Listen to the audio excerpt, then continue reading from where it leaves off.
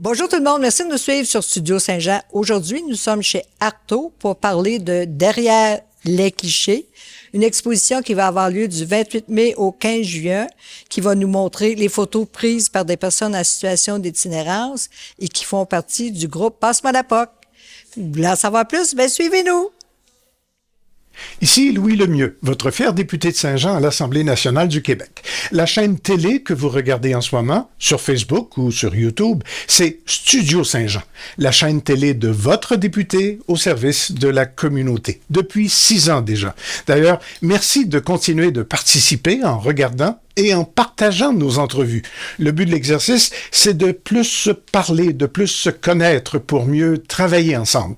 Et vous pouvez participer aussi en nous proposant des sujets d'entrevue ou des invités. C'est facile, vous nous écrivez à production@studio-saint-jean.tv. Bon visionnement. Bonjour Isabelle Bergeron-Tremblay, directrice de Passe-moi la POC. Bonjour. Bonjour Alison Brisson-Beaulieu. Bonjour. Coordonnatrice. Bonjour. Et bonjour Sébastien Roy, photographe. Bonjour. Aujourd'hui, on parle de l'exposition Derrière le cliché, un titre que Alison a développé ou a créé. Mais en fait, c'est un titre qu'on a choisi dans le comité Spotter. On avait amené plusieurs suggestions, puis c'est celui-là qui a été retenu. Vraiment, ça donne plein d'idées. C'est un excellent titre. Félicitations. Merci. Isabelle, parle-moi de l'exposition qui va avoir lieu ici chez Artaud. Oui, en fait, l'exposition part d'une première exposition qui a eu lieu à la Nuit des Sans-Abri en octobre dernier. Le début un peu de cette exposition-là, en fait, ça part du comité Spot Art qui a commencé il y a 2 étés. La première édition s'est déroulée dans le parc, là, près du parc Géry-Boulet. Deuxième édition également. Mais dans la deuxième édition, on est allé chercher des sommes là, du ministère qui nous a permis, en fait, là, de pouvoir justement extensionner les activités qu'on faisait dans le spot art pour en faire une activité artistique là, avec les personnes en situation d'itinérance qui avaient envie de participer, en fait, ouais, exact, à autre chose. Parce qu'on faisait plein de sortes d'art au cours de l'été, puis là, dans le fond, c'était comme le point culminant là, de la fin de l'été. On décidait d'offrir aux gens, en fait, là, de pouvoir partir avec une caméra pendant 2 à 3 jours, puis de nous démontrer ce qu'ils avaient envie de nous montrer, en fait. Donc, c'était pas nécessairement leur quotidien, là, c'était vraiment juste des images qu'ils avaient envie de nous montrer. Est-ce que c'est une exposition qui va devenir permanente ou un projet permanent? Non, en fait, on part en tournée là, pendant 1 année. Donc, d'octobre à octobre. On va terminer en revenant à la Nuit sans-abri le 17 octobre prochain. Mais là, cette année, on a quelques Participants?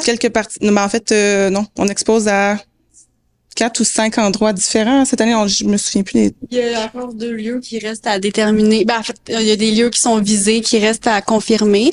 Mais on a déjà fait 3 places différentes. L'exposition est déjà placée en ce moment à la bibliothèque Adélard Bélanger. Donc, on a à peu près 6-7 lieux oui, qui ont été définis. Puis, on va se promener dans ces divers lieux-là. C'est une exposition importante. C'est une exposition qui porte à réfléchir et qui demande justement à regarder derrière les clichés. Puis ici, chez Artaud, ça va être du 28 mai au 15 juin dans la petite galerie, je crois. Hein?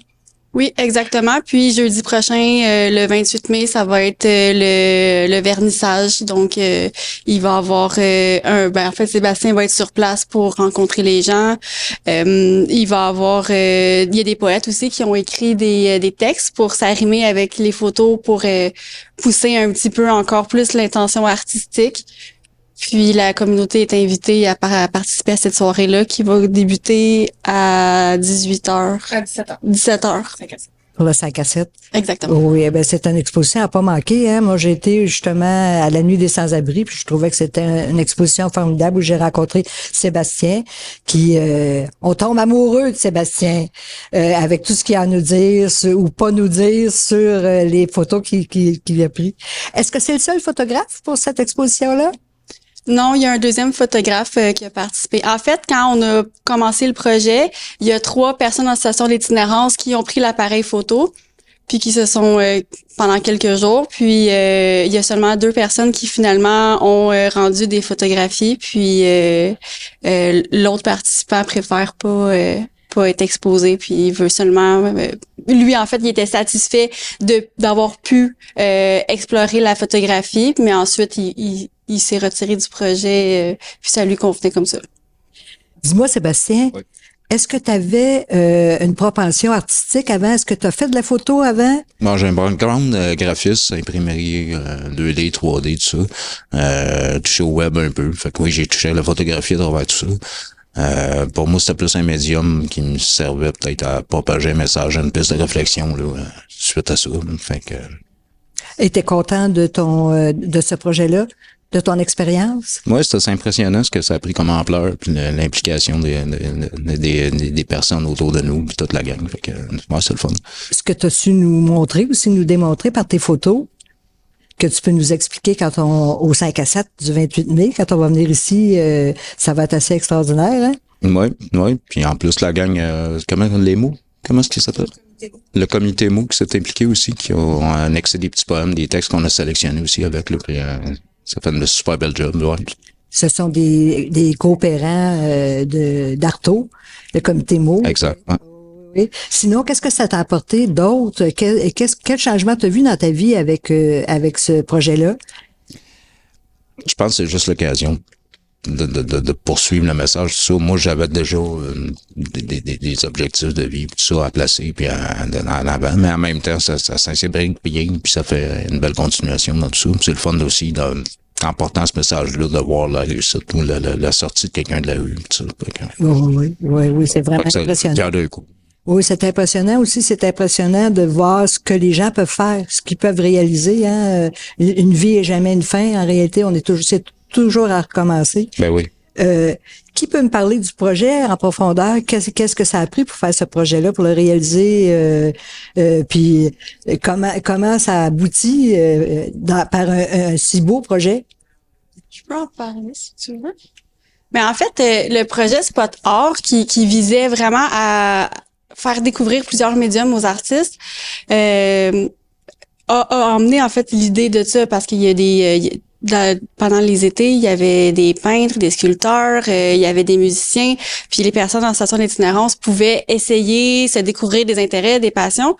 Puis Sébastien, il était présent à toutes les après-midi, puis il adorait ça, puis on a voulu l'impliquer dans le comité organisateur du Spot Art et de la Nuit des Sans-Abri.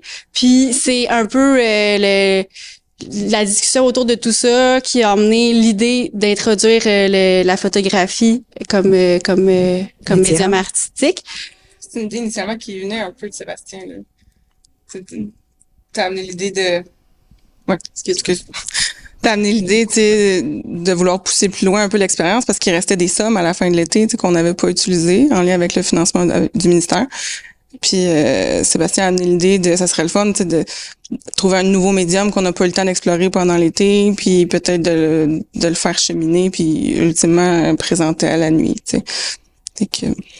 C'était quand même audacieux comme idée parce que ça prenait du matériel qui était dispendieux. Donc, de confier des appareils photo professionnels à des personnes qui vivent dans la rue puis qui perdent leurs affaires fréquemment, c'était un bon défi. Mais les personnes en situation d'itinérance, ils se sont prêtés au jeu avec un sérieux. Il y avait Bertrand des capteurs d'images qui a donné une formation au préalable pour les jeunes photographes. Puis il s'est occupé aussi du travail après les prises de photos.